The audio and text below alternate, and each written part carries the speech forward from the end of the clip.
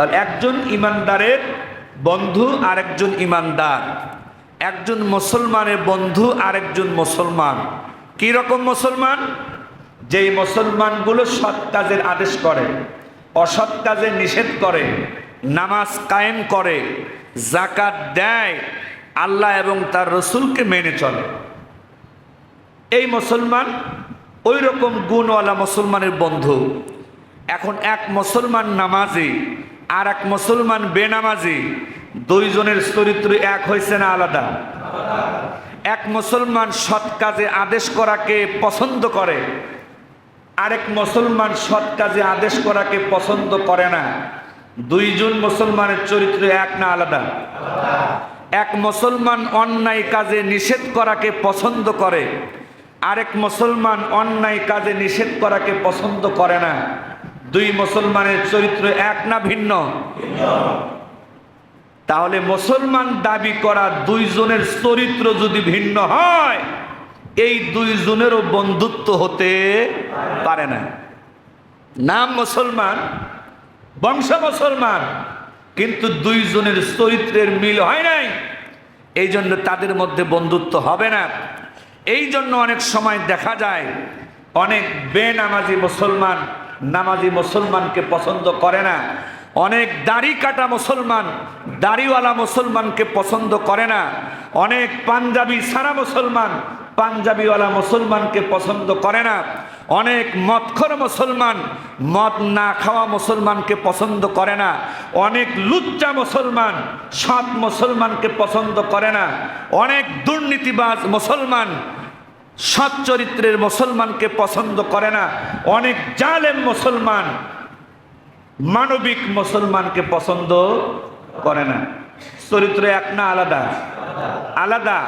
নামে মুসলমান হইলেও তাদের মধ্যে বন্ধুত্ব হতে পারে না। যার কারণে দেখা যায় অনেক মুসলমান পরিচয় দেওয়া লোক আলেমদেরকে বলে, হুজুর মদের বিরুদ্ধে বয়ান টান দিয়েন না। মুসলমান পরিচয় দেওয়া লোক, হুজুর দুর্নীতির বিরুদ্ধে বক্তব্য দিয়েন না। মুসলমান পরিচয় দেওয়া লোক বলে আমাদেরকে, হুজুর জালেমের বিরুদ্ধে বক্তব্য দিয়েন না। মুসলমান পরিচয় দেওয়া লোক বলে, হুজুর জায়গা জমি দখল করার বিরুদ্ধে বক্তব্য দিয়েন না। মুসলমান পরিচয় দেওয়া লোক বলে, হুজুর টাকা পয়সা মেরে খাওয়ার বিরুদ্ধে বক্তব্য দিয়েন না। আমাদেরকে বলে এই বিষয়ে বয়ান দিয়েন না।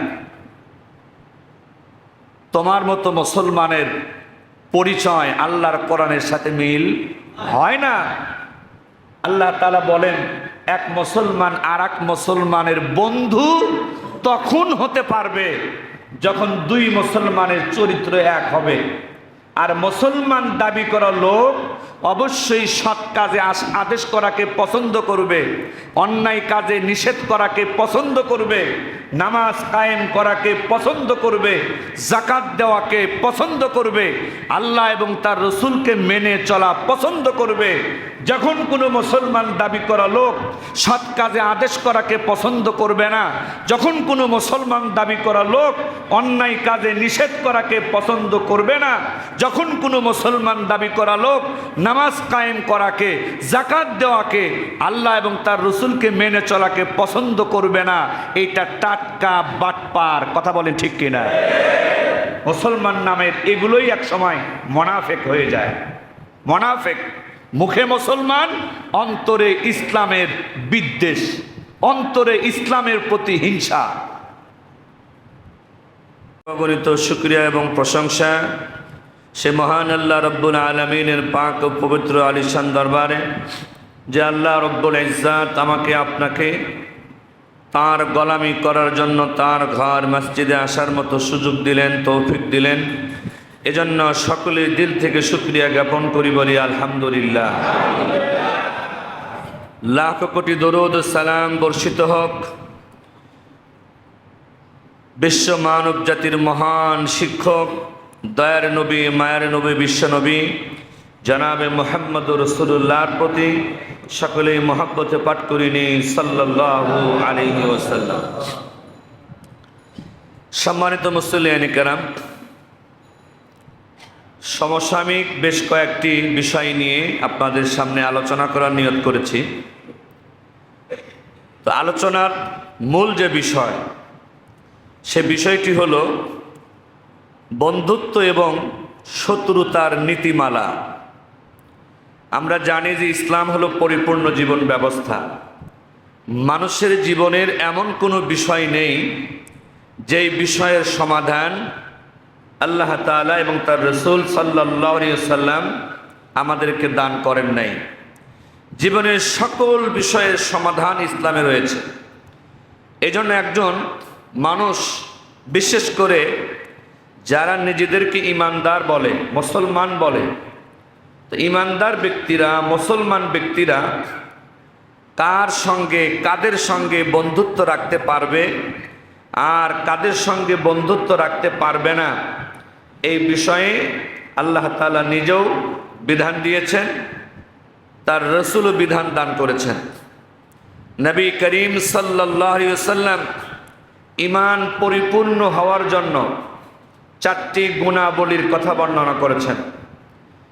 যেই ব্যক্তির মধ্যে 4টি গুণ থাকবে, 4টি বৈশিষ্ট্য থাকবে, আল্লাহ রাসূল বলেন যে তার ঈমানটা পরিপূর্ণ হবে। বলুন সুবহানাল্লাহ। নবীজি বলেন যে মান আহাব্বা লিল্লাহ ওয়া আবগাদা লিল্লাহ ওয়া আ'তা লিল্লাহ ওয়া মানা লিল্লাহ ফাকাদ ইসতাকমালাল ঈমান। 1 নাম্বার গুণ আর বৈশিষ্ট্য হলো যে কাউকে ভালোবাসবে, আল্লাহর জন্য ভালোবাসবে। 2 নাম্বার গুণ হলো কাউকে শত্রু মনে করবে, আল্লাহর জন্য শত্রু মনে করবে। 3 নাম্বার গুণ হলো কাউকে কোনো কিছু দিবে, কোনো সহযোগিতা করবে, আল্লাহর জন্য সহযোগিতা করবে। 4 নাম্বার গুণ হলো কাউকে অসহযোগিতা করবে, সাহায্য করবে না, এটাও যেন সে আল্লাহর জন্যই হয়ে থাকে। এই 4টা গুণ যার মধ্যে থাকবে, আল্লাহ রাসূল বলেন যে তার ঈমানটা পরিপূর্ণ হবে। তো আমার আপনার ঈমান পরিপূর্ণ হওয়ার দরকার আছে কি নেই? কারণ পরিপূর্ণ ঈমানদার হতে না পারলে 1 নম্বরে আল্লাহ তাআলার কাছে পরিপূর্ণ পুরস্কারও পাওয়া যাবে না। 2 নাম্বার, ঈমান যদি অপরিপূর্ণ হয় তাহলে এই অপরিপূর্ণ ঈমান, আংশিক ঈমান ধীরে ধীরে আমাকে বেঈমানের পর্যায়েও নিয়ে যেতে পারে।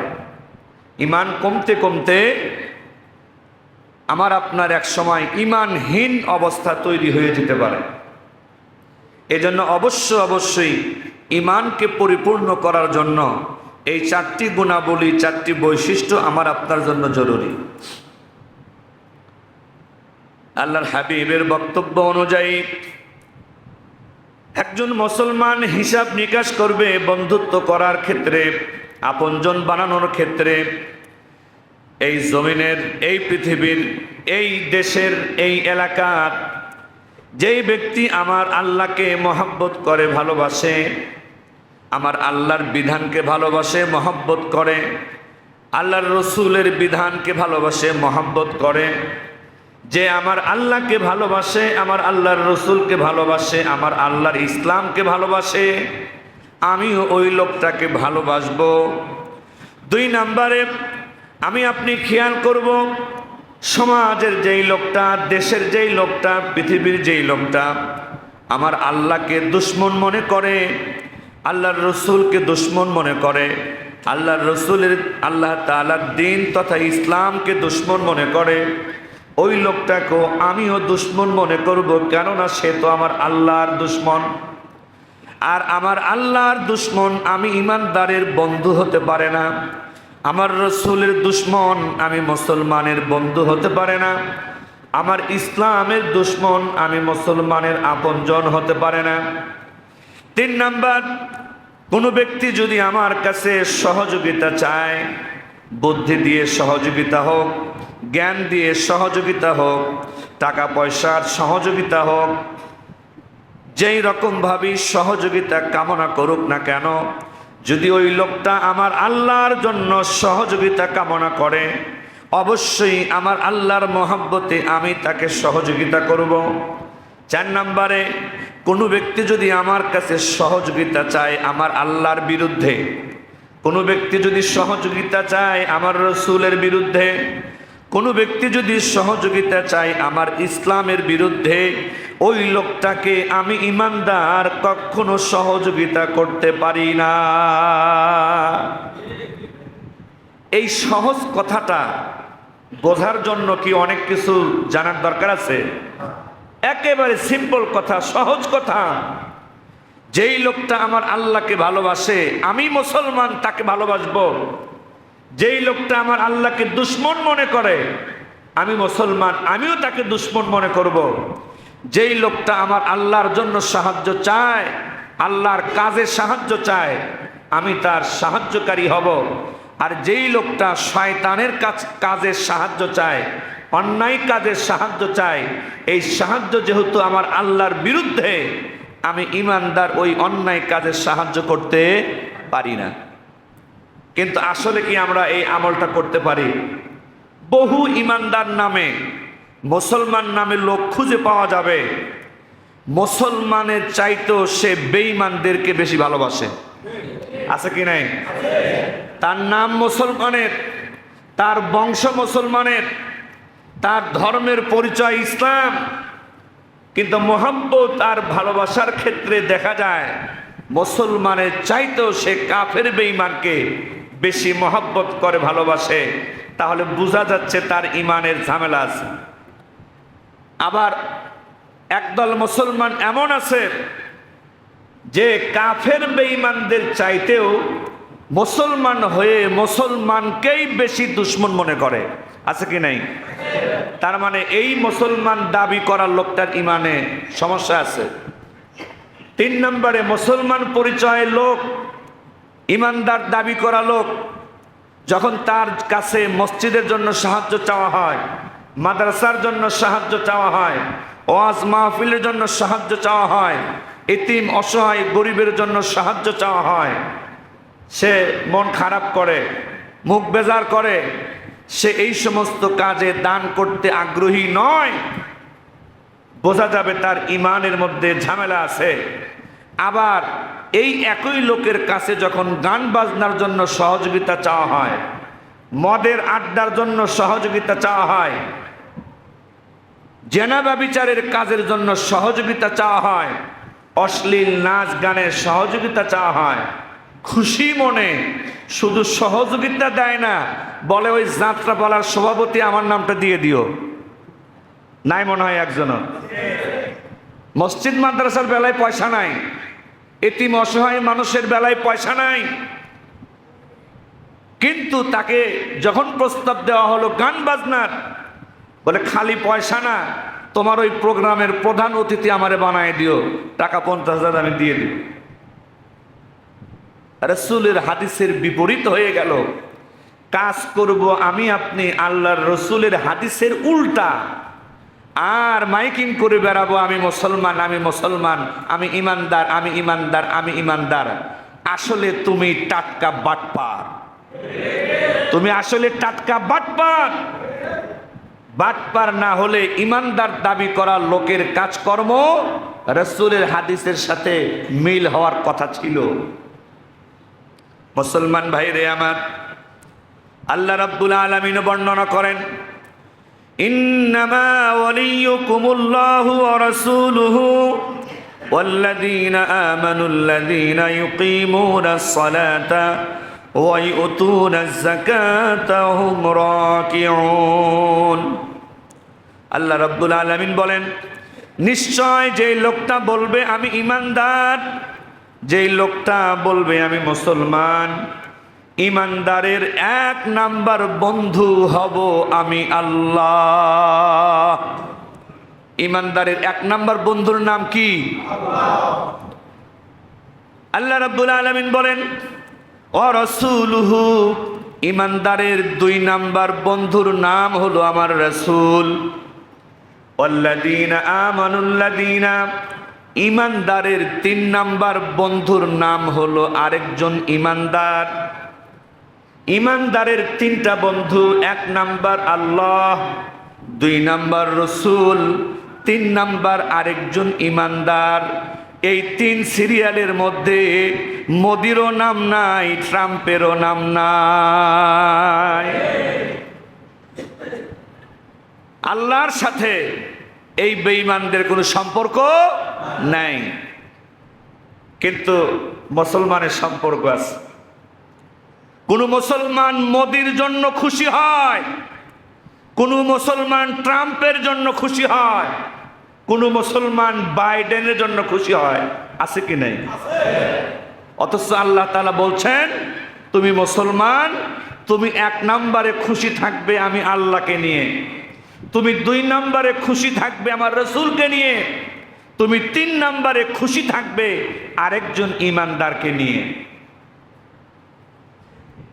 মুসলমান ভাইরে আমার, কোরআনুল কারীমের মধ্যে সূরাতুত তাওবার ভিতরে 71 নম্বর আয়াতে আল্লাহ রাব্বুল আলামিন আরেকটু পরিষ্কার করে বলেন, ওয়াল মুমিনুনা ওয়াল মুমিনাতু বা'দুহুম আউলিয়াউ বা'দ।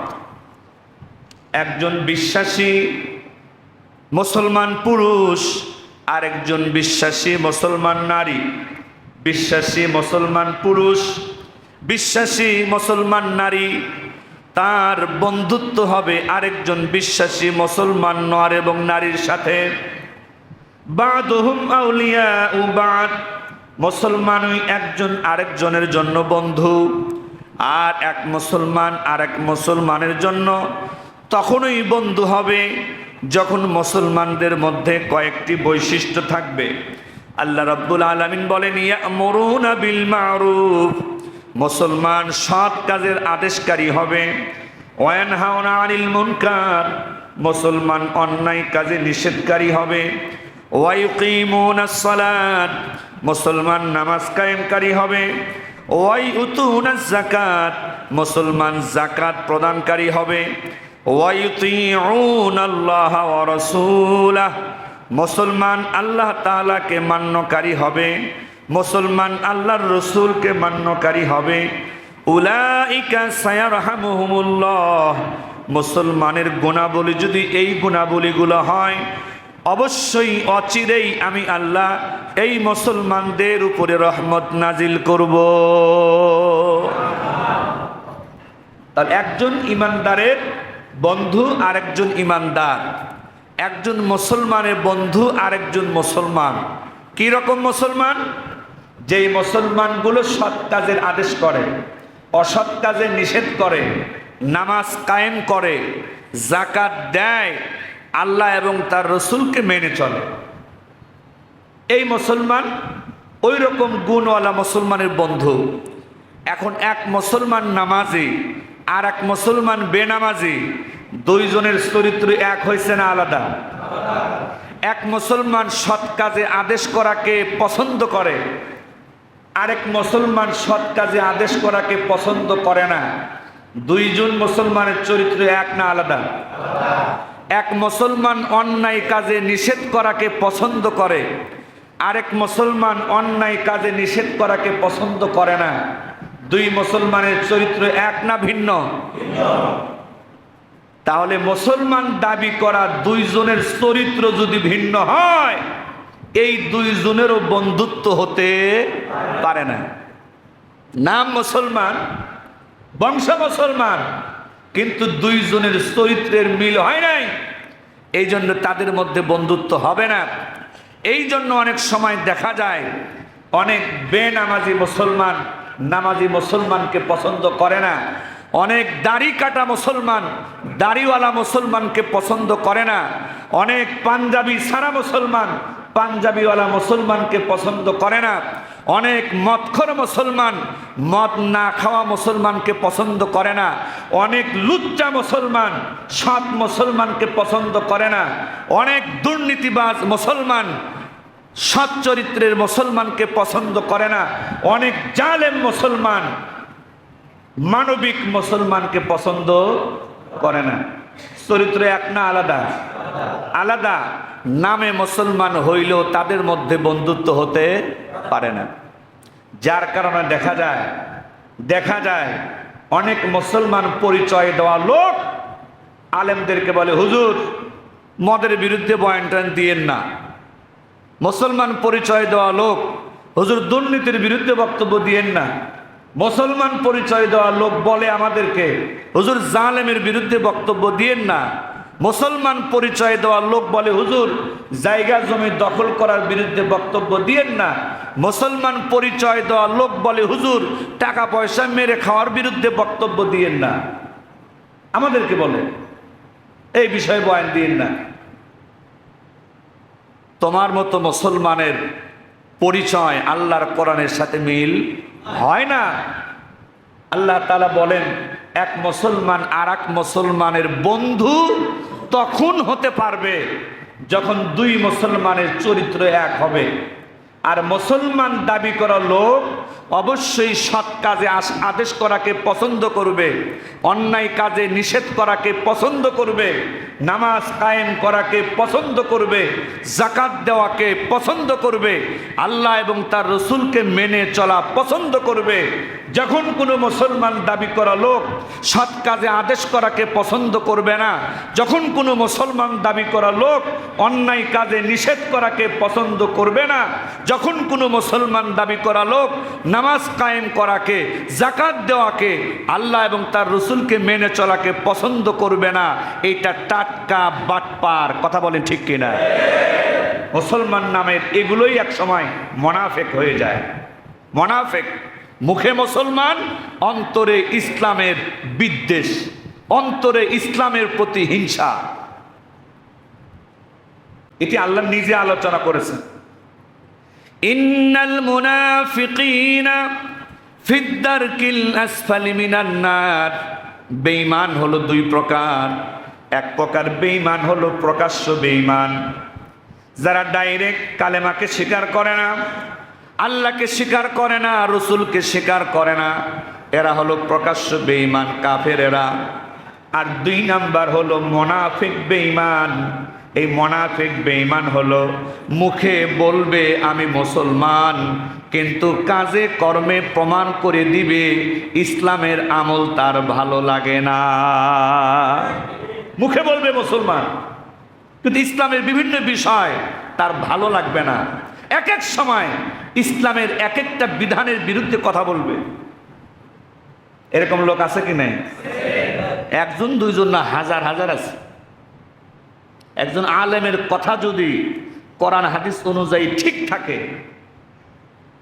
সেই আলেমের কথায় কেউ যদি বেজার হয়, তাহলে এই লোকটার মধ্যেই মুনাফিকের আলামত আছে, মুনাফিকের বৈশিষ্ট্য আছে।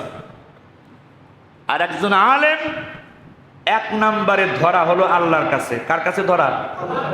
কাল কিয়ামতের কঠিন ময়দানে কোন আলেম যদি সত্য কথা দুনিয়াতে না বলে থাকে, জাহান্নামের কেচি দিয়ে সেই আলেমের জিহ্বা কেটে দেওয়া হবে। এবং সর্বোত্তম জিহাদ কোনটা? আল্লাহ রাসূল বলেছেন সর্বোত্তম জিহাদ হলো জালেম বাদশার সামনে দাঁড়িয়ে সত্য কথা বলা। কে বলেছেন? বিশ্বনবী মুহাম্মাদুর রাসূলুল্লাহ। সবথেকে বড় জিহাদ হলো জালেম বাদশার সামনে দাঁড়িয়ে সত্য কথা বলা।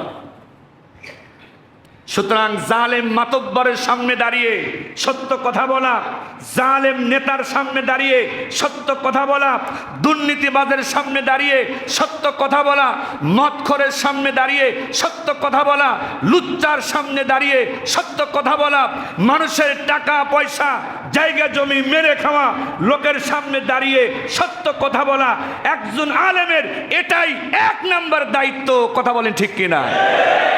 এই দায়িত্ব দিয়েছেন কে? আল্লাহ তাআলা। এই দায়িত্ব দিয়েছেন তার রসুল। এখন যদি মুসলমান দাবি করে কোরআনের বিধানটা আপনার ভালো না লাগে, রসুলের বিধানটা ভালো না লাগে, আহ্বান জানাই তওবা করুন, আল্লাহর কাছে ক্ষমা চান। আপনার অন্তরের মধ্যে ব্যাধি রয়েছে, গুনাহ ব্যাধি। আল্লাহ রাব্বুল আলামিন কোরআনের মধ্যে আলোচনা করেন, ইন্নাল্লাযীনা কাফারু সাওয়াউন আলাইহিম আআনযারতাহুম আম লাম তুনযিরহুম লা ইউমিনুন।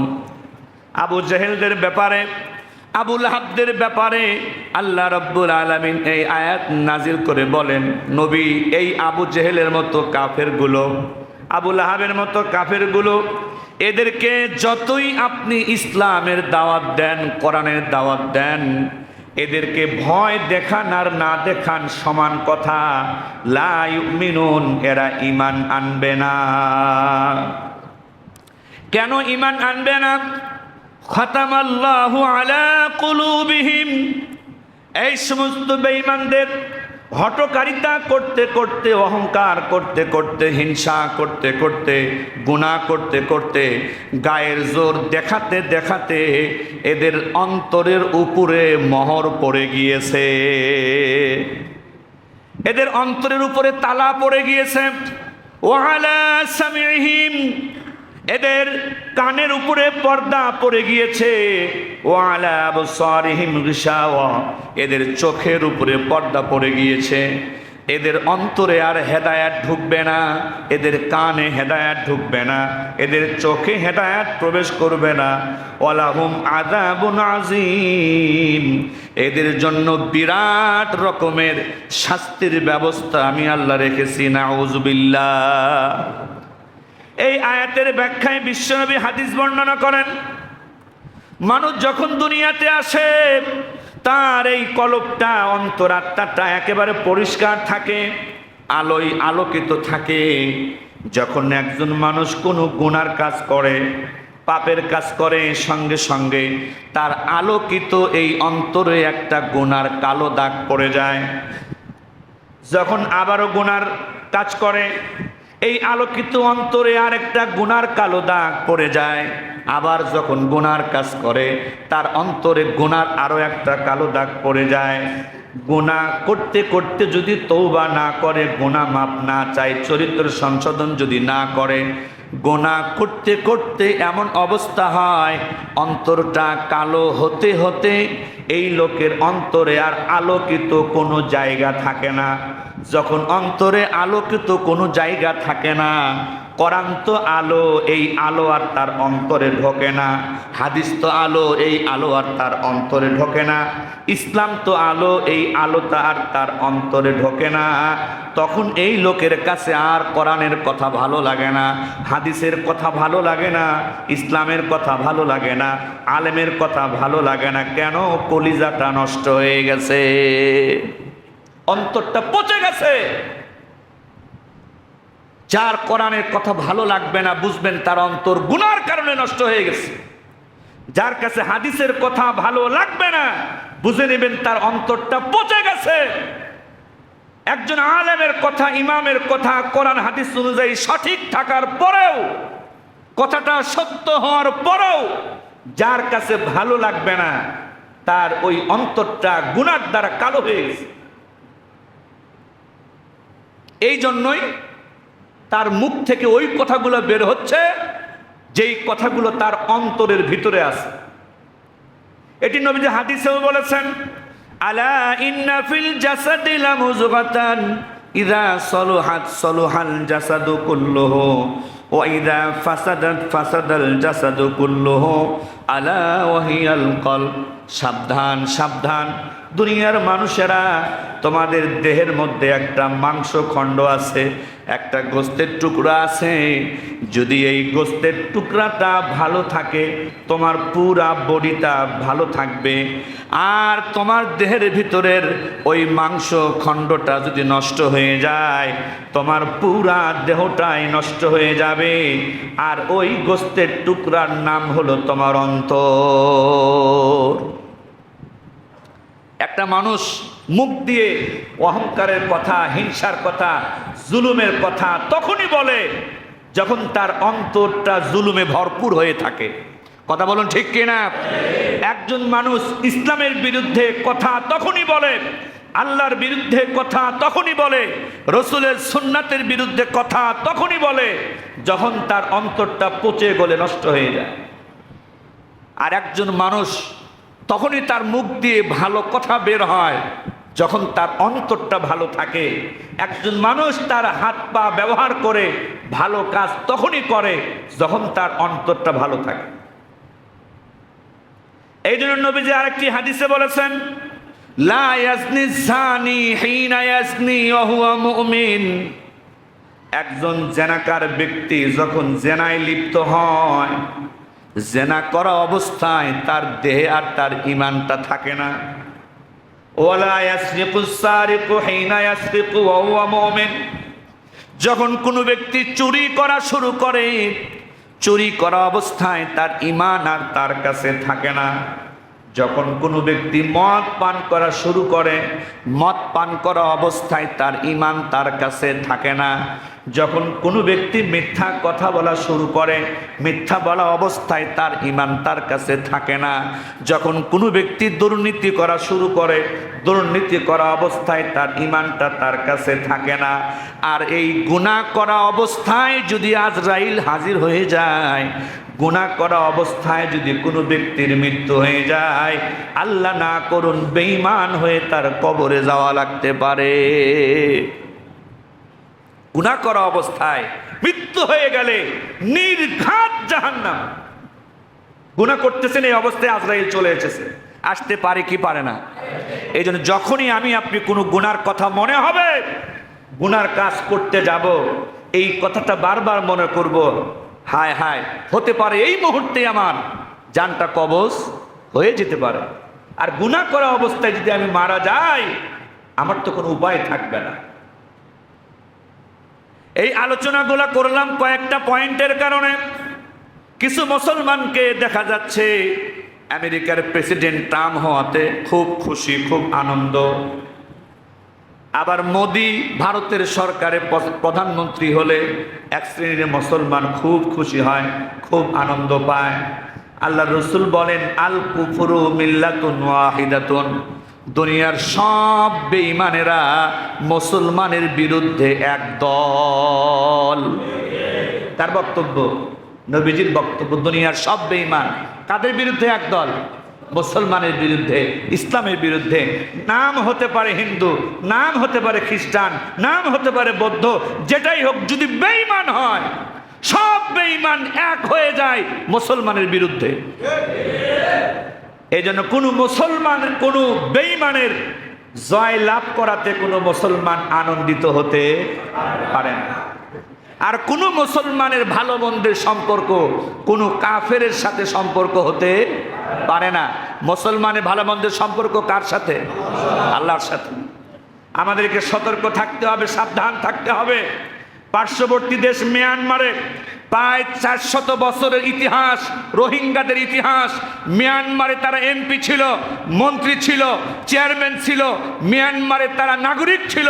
এই বৌদ্ধ নামের শান্তশিষ্ট মানুষ দাবি করা লোকগুলো একের পর এক মিয়ানমারের রোহিঙ্গা মুসলমানদেরকে মন্ত্রী থেকে বঞ্চিত করে, এমপি থেকে বঞ্চিত করে, চেয়ারম্যান থেকে বঞ্চিত করে, এক সময়ে তাদেরকে নাগরিকত্ব থেকে বঞ্চিত করে দিয়েছে। ইতিহাস কত বছরের? 400 বছরের পুরাতন ইতিহাস।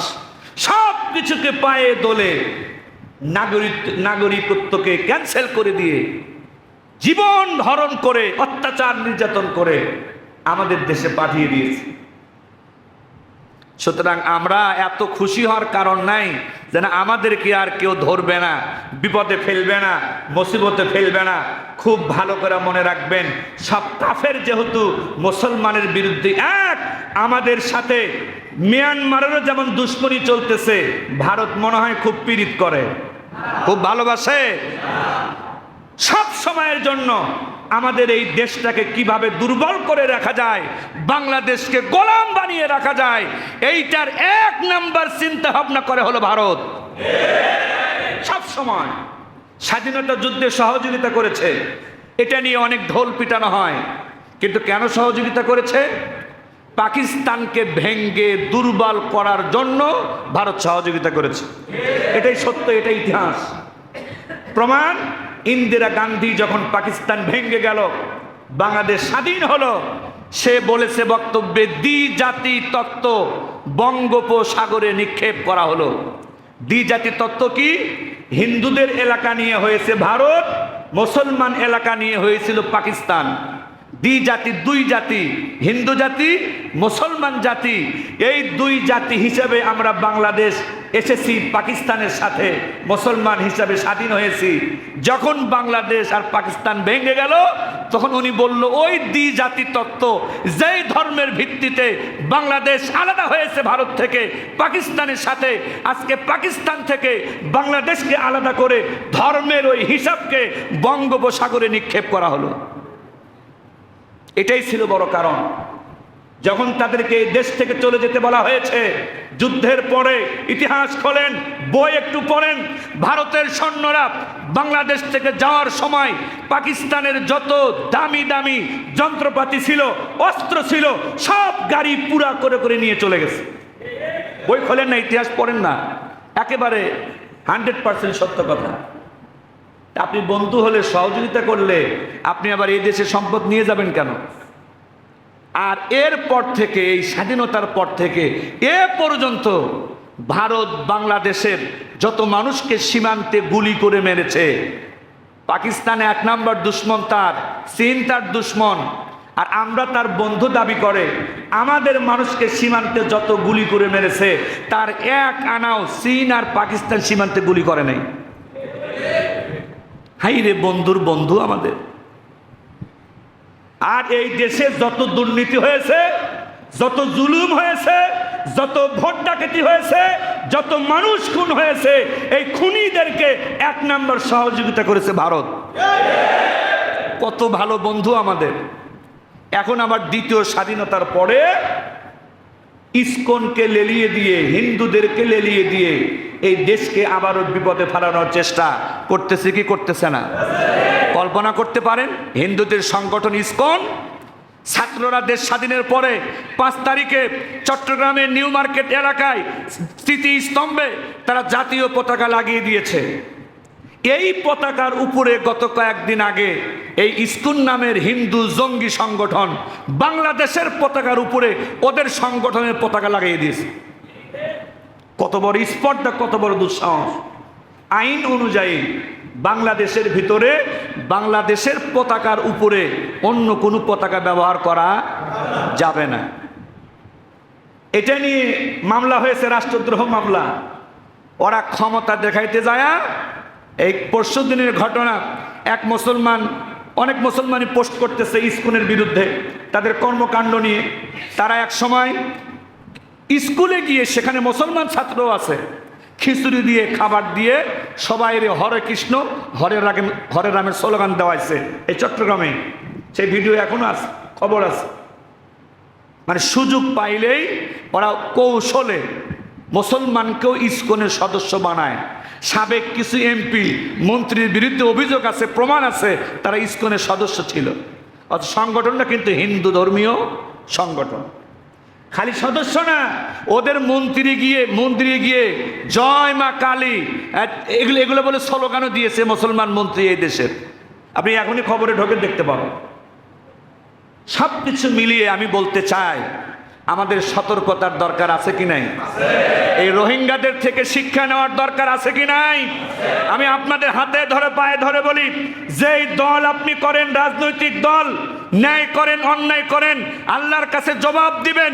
কিন্তু যারা মুসলমানের শত্রু, তাদের বিরুদ্ধে সব দল এক হয়ে থাকতে হবে। কথা বলেন ঠিক কিনা? তারা শেষ পর্যন্ত কি করেছে? এক মুসলমান লিখেছে ফেসবুকে, তার উপরে হামলা করেছে, তাদের দোকান ভেঙে চুরমার করেছে, সেনাবাহিনী ওই লোকটাকে গ্রেপ্তার করে নিয়ে আসতেছে। এই মতো অবস্থায় ইসকনের সদস্যরা সেনাবাহিনীর উপরে, আপনার পুলিশের উপরে তারা বিভিন্ন ইট পাটকেল তো মেরেছেই, ওখানে স্বর্ণের দোকান ছিল, ওদের কাছে ইয়াসিড ছিল, ইয়াসিড পর্যন্ত নিক্ষেপ করেছে। 12-13 জন পুলিশ আর সেনা সদস্য আহত। দুঃসাহসটা কত মারাত্মক চিন্তা করেন, বদমাইশি কত মারাত্মক। গতকাল আবার ভারতের যিনি পররাষ্ট্র বিষয়ক যিনি ব্রিফিং করেন, উনি বলতেছে যে চট্টগ্রামে হিন্দুদের উপরে আক্রমণ করা হয়েছে, হিন্দুদের বাড়িঘর ভাঙ্গা হয়েছে। কত বড় মিথ্যুক! এই ভারত সরকারের 1 নাম্বার হাতিয়ার হলো মিথ্যা কথা বলার মাধ্যমে মুসলমানদেরকে ছোট করার চেষ্টা করা। এই বাটপারগুলো কানাডাতে একজন শিখ ধর্মীয় নেতাকে হত্যা করেছে ভারতের গোয়েন্দা সংস্থা। কানাডা নিষিদ্ধ করে দিয়েছে ভারতের গোয়েন্দা সংস্থাকে। আমেরিকাতে পর্যন্ত ভারতের গোয়েন্দা সংস্থার লোক আমেরিকাতেও একজনকে হত্যা করতে গিয়ে ধরা পড়েছে। এগুলো যদি খেয়াল আমরা না করি তাহলে সমস্যা আছে। আল্লাহ না করুন, আল্লাহ না করুন, সতর্ক না হলে রোহিঙ্গাদের মতো পরিণতি হওয়া আমার আপনার জন্য অসম্ভব নয়। এজন্য সাধারণ হিন্দুদের সাথে আমাদের কোনো দুশ্মনী নাই, কোনো ঝামেলা নাই। যে হিন্দু আমার কোনো ক্ষতি করে না, আমি তার কোনো ক্ষতি করব না।